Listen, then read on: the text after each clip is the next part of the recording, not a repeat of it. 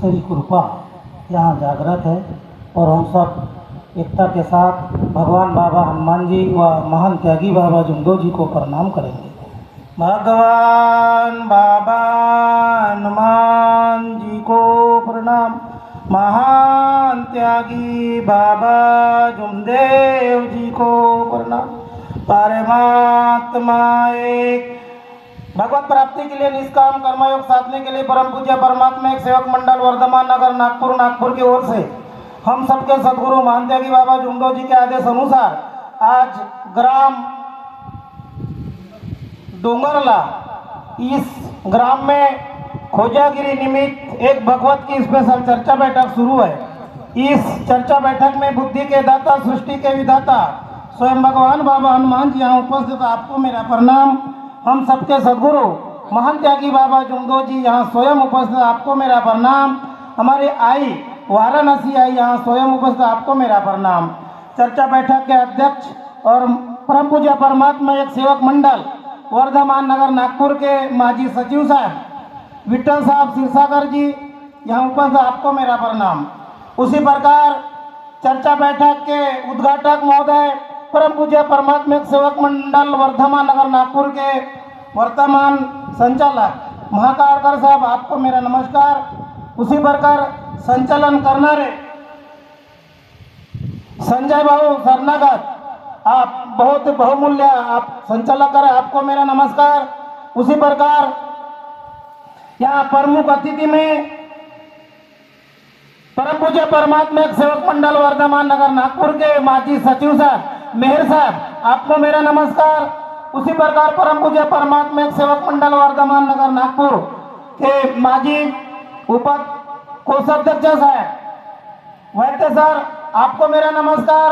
उसी प्रकार परम पूज्य परमात्मा एक सेवक मंडल के वर्धमान नगर नागपुर के मार्गदर्शक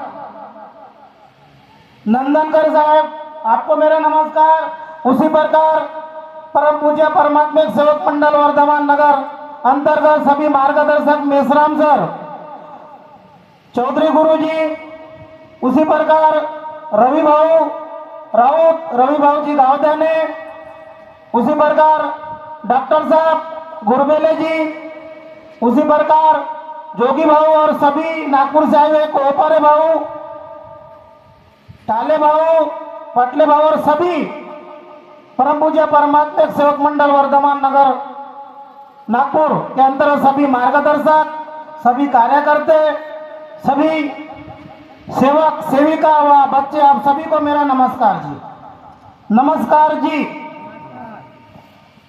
बड़ी सौभाग्य की बात है कि आज हमारे बड़े भैया जोगी भाऊ इस समय समय पर जब जब भी हम उनको पुकार करते हैं तो हमारे जो क्षेत्र है गोंदिया मुंगरा परिसर आते रहते हैं, वैसा उन्होंने हमें अवगत करा के बोले भाऊ आप पहुंचिए। आज मैं अपने आप को बड़ी सौभाग्य की बात समझता हूं कि आज मुझे आने का अवसर मिला और आप लोगों के बीच में मुझे यहाँ बोलने का अवसर मिला। रघुकुल हरित सदा चलाई, परान जाए पर वचन न जाई, ये किसी ने कहा है। हमने इस मार्ग में जब आए तो मैं बहुत दुखी था, आप भी सब दुखी थे। अगर हमको दुख नहीं आता तो सचमुच इस मार्ग में नहीं आते। इस मार्ग में जो भी आया है वो दुखी, कष्टी, घोर, गरीब मानव इस मार्ग में आया है। चाहे वो शारीरिक दुख हो, आर्थिक हो, मानसिक हो, भूत बाधा हो या दारूबंदी हो या कैंसर, महारोग, टीबी जैसे बहुत से ऐसे रोग जिन्होंने तांत्रिक से लेके मांत्रिक तक, डॉक्टर से लेके वैसा औषधि तक सब किए, लेकिन समाधान ही नहीं मिला। और इस मार्ग में आने के बाद उन्हें मार्गदर्शक के सम्मुख भगवान को वचन दिया कि भगवान मैंने अभी तक 33 कोटि देवता माना, लेकिन जब मेरे परिवार में दुख आया तो किसी ने साथ नहीं दिया, कोई दौड़ कर नहीं आया। आपको मैं वचन देता हूं इस संसार में ऐसा कोई कीमती चीज नहीं जो अपन भगवान को वचन दिए। वचन जैसा कीमती चीज संसार में नहीं। हमने भगवान को वचन दी कि भगवान मैंने 33 कोटि देवता माना लेकिन कोई दौड़ कर नहीं आया। आज मैं परिवार सहित आपको वचन देता हूं, आज से एक ज भगवान को मानूंगा, मैं 33 कोटि देवता को नहीं मानूंगा, ऐसा ईमानदारी का वचन देता हूं। मार्गदर्शक के सम्मुख गवाधार मार्गदर्शक, तब भगवान ने उस शब्द को सुना और मार्गदर्शक के शब्दों 3 दिन का अनुभव कार्य मिला और आज 3 दिन के अनुभव कार्य में हर सेवक सुखमय जीवन जीने का उन्हें सहारा मिला। यह कृपा साधारण कृपा नहीं, यह कृपा मेरे हम सबके सदगुरु मानते कि बाबा जुमदो जी, इन्होंने एक भगवान की प्राप्त की, जान की परवाह नहीं की, खून की पानी बना दिया और हम जैसी गौर गरीब मानव को दलदल में फंसा हुआ, अंधकार में फंसा होता, ऐसे मानव को बाबा ने हमको रास्ता दिखाया। उनके शब्दों पे भगवान कार्य करता है। मार्गदर्शक और कोई पद अधिकारी, इनके माध्यम से सेवकों को सुख नहीं मिलता। अरे हमारे सदगुरु मानते हैं कि बाबा तुम तो इतना कुछ हमारे लिए किया। उसी प्रकार मैं एक बहुत दुखी था, मुझे डॉक्टर ने वापस कर दिया। 2 महीने में खाट पे पड़ा था, न अपने हाथों से पानी निकाल के पी सकता था, न अपने हाथों से मैं उठ के बैठ सकता था, ना मैं अपने शब्दों से बोल सकता था, कुछ नहीं। 2 महीने तक पड़ा था। डॉक्टर के यहाँ मुझे भर्ती कराया गया, वहां कुछ दिन रखे। डॉक्टर ने बोला इसका लेके जाओ, ये नहीं सुधर सकता और कोई भी ताकत नहीं है, कोई डॉक्टर नहीं है बोले इस व्यक्ति को सुधार देना। मेरे माता पिता वहां से रिफर कर दिए, डॉक्टर ने घर ले चला। डॉक्टर ने क्या बोला था, बोले इसकी सेवा करो, ये कुछ दिन बचने वाला है। मेरे माता पिता मेरे को घर में ला लिए।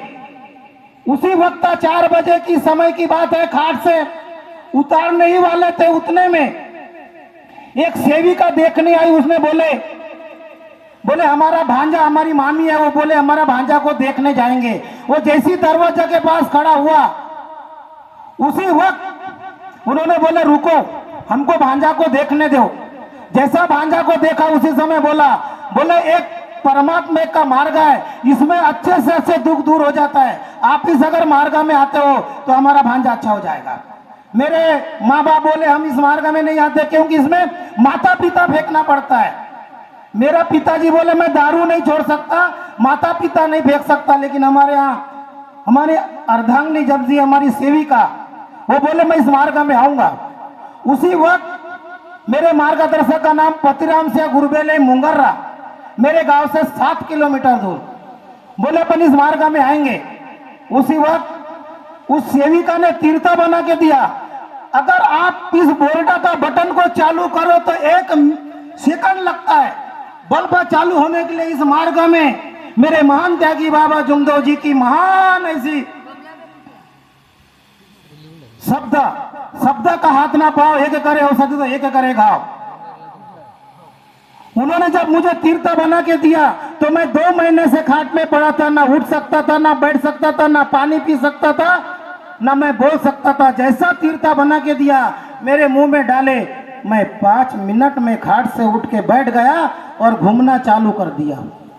ऐसी कृपा आज हम सबको मिला है, फुकट का नहीं है, हमने भगवान को वचन दिए। उसके बाद में फिर 5 मिनट में तीर्थ बना के दिया तो मैं कुछ खाना चालू कर दिया।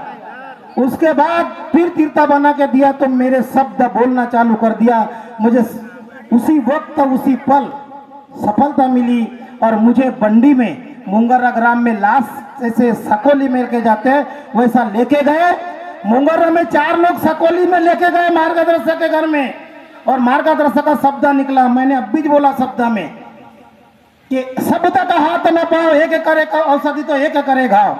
मार्गदर्शक ने मार्गदर्शन किया और बोले इनको छोड़ दो। 4 लोग उठा के लाए, बोले छोड़ दो, ये चलते ही जाएगा। मेरे मार्गदर्शक के घर से तो डहेल तक मैं स्वयं चलते चलते घर पे आया।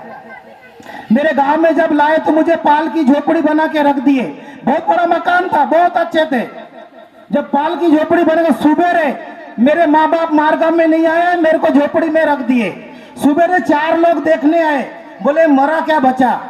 मैं उस समय नाश्ता कर रहा था, बोले यार ये तो बहुत जिंदा है। बोले ऐसी कौन सी कृपा है जो ये सुधर गया। उसके बाद में मैं अच्छा हो गया। मेरे परिवार के लोग सब पीने खाने वाले थे, इस मार्ग में सब अच्छा हो गया। होता क्या है, कुछ दिन के बाद मेरे गांव में घटना बहुत बड़ी घटी, ऐसी कोई गांव में नहीं घटा होगा, मुझे मालूम नहीं। इतनी बड़ी घटना घटी मेरे गांव में। धीरे धीरे 15 घर के सेवक हो गए, और जब 15 घर के सेवक हो गए, सब संपूर्ण था। एक दिन होता क्या है, ये जो मंदिर बोलते अपन, हम पूजा करना बंद कर दिए। उनका कहना ऐसा था कि मेरे गांव में बोले आप इस परमात्मा एक वाले माता पिता को फेंके। उसका उत्तर मैंने दिया। मैं बोला उसका उत्तर मैं देता हूं, माता पिता को किसी ने नहीं फेंका। अरे माता जिसने जन्म दिया वो माता, जिसने पाल पोस कर बड़ा किया वो पिताजी, उसने जन्म दिया, उनसे प्रेम से बोलो, सत्यमता प्रेम का आचरण करो। जिन्होंने मेरे बाप ने जो पहले लोहड़ी मार्ग के हिसाब से जो हर त्योहार में पूजा करते थे, वो माता पिता नहीं है। माता पिता जो जिंदे में वो है। उसके बाद में उन्होंने ऐसा उपद्रव मचाए 15 घर के सेवकों को। अभी गुरुजी ने कहा एकता सत्य ही परमेश्वर है, परमेश्वर ही सत्य है, ये सुनाऊं मैं। इसलिए बाबा ने कहा सेवक जाग जा, तूफान आने वाला है, जो जागेगा वो पाएगा, जो सोएगा वो खोएगा। ये मानव मंदिर बड़े मुश्किल से मिला है, इसको सजाना है तो देहे एक चित एक लक्ष्य है भगवान। मेरे गांव में ऐसा विद्रोह हुआ, बोले इनको छोड़ दो। एक समय की बात है, 15 घर के सेवकों को छोड़ दिए। बड़ी दुख की घटना, मैंने देखा एकता मजे क्या, छोड़ दिए। उसके बाद में मैं बहुत चिंता करने लगा, बोले ऐसा क्या हुआ। हमने उनसे प्रश्न किया कि बोले तुमने हमें छोड़े क्यों। बोले तुमने शादी में मंदिर में हल्दी तेल चढ़ाने नहीं गए इसीलिए छोड़े। मैं बोला मैं मूर्ति पूजा बंद कर दिया, मैंने भगवान को वचन दिया कि मैं एक भगवान को मानूंगा, अब मैं क्यों आऊंगा।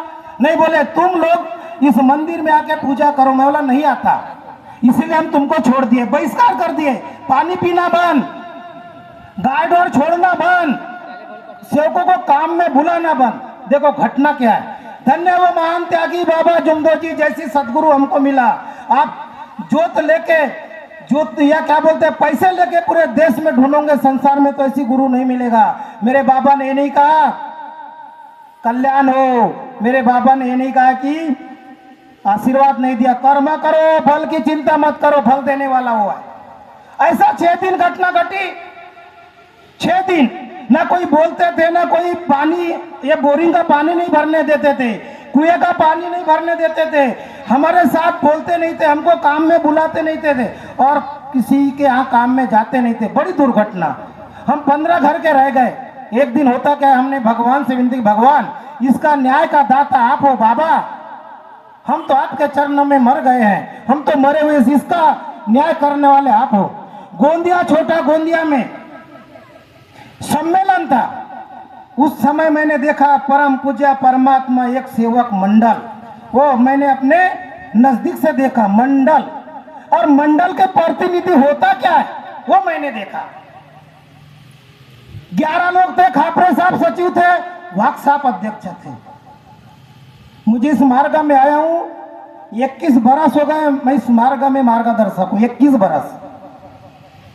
11 लोग थे और मैं वहां गया और सबसे विनती किया, परम पूज्य परमात्मा सेवक मंडल, मैं आपसे विनती करता हूं, आपके सभी पदाधिकारी से निवेदन करता हूं, मेरे गांव में इतनी बड़ी समस्या है और उसको सुलझाने का काम परम पूज्य परमात्मा एक मंडल आप करें और आप हमें मार्गदर्शन करें।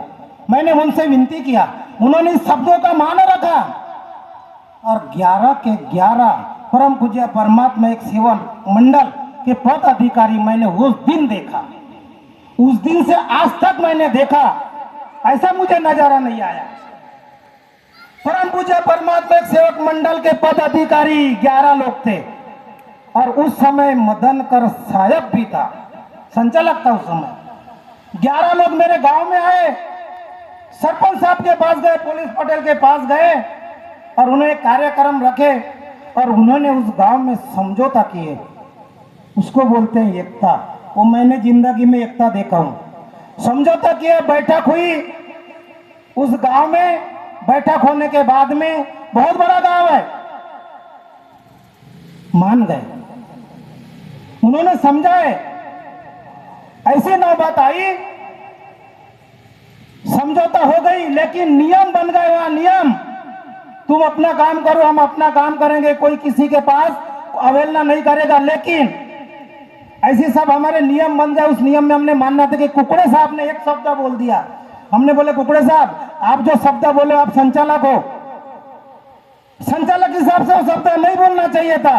आप हर मार्गदर्शक को मार्गदर्शन करना ये मंडल के पद अधिकारी का काम है।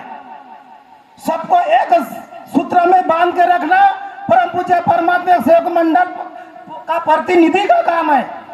अरे माला, ये माला जपने वाले सभी सेवकों को मालूम है धागा नहीं दिखता, सिर्फ आपको मनी भर दिखता होगा, लेकिन वो धागा कैसा होगा, पूरी मनी को जोड़ के रखा होगा। ये काम परम पूज्य परमात्मा एक सेवक मंडल वर्धमान नगर के प्रतिनिधि ने करना चाहिए। वो काम मैंने अपने आंखों से देखा। उन्होंने समझा तो कि सब बात अच्छी हो गई और 11 लोगों ने बैठ के ऐसा विचार दिया हम लोगों को कि हम लोग धन्य हो गए। उसके बाद सब शांत हो गए। उस दिन का अनुभव देखा मैंने कि वो परमात्मा कण कण में सबके आत्मा में विराजमान है। सिर्फ सोच बदलो, विचार अच्छा होना चाहिए। 2022 18 तारीख को कार्यक्रम हुआ कट्टंग टोला ग्राम में। कोपारे साहब आए थे, नंदनवर साहब आए थे, रवि साहब आए थे, सभी लोग आए थे। एक दिन भगवत कार्य ऐसा हुआ, सब लोगों ने विरोध किए, परमात्मा को देख नहीं सकते थे। 1 साल के बाद में मैं महात्मा गांधी तंटा मुक्ति का अध्यक्ष निरुद्ध चुन के आ गया। मैं 3 साल वहां अध्यक्ष रहा, उस समाज का अध्यक्ष रहा,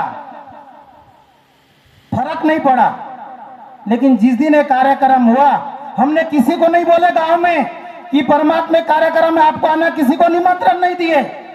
लेकिन 18 तारीख 10वां महीना 2022 को जब कार्यक्रम हुआ और सुबह जो कार्यक्रम हुआ, गायदानी भैया आप आए थे, घूमे तो उस गांव में, इतनी बड़ी गांव है, उस गांव में कचरा भी नहीं मिला होगा किसी को।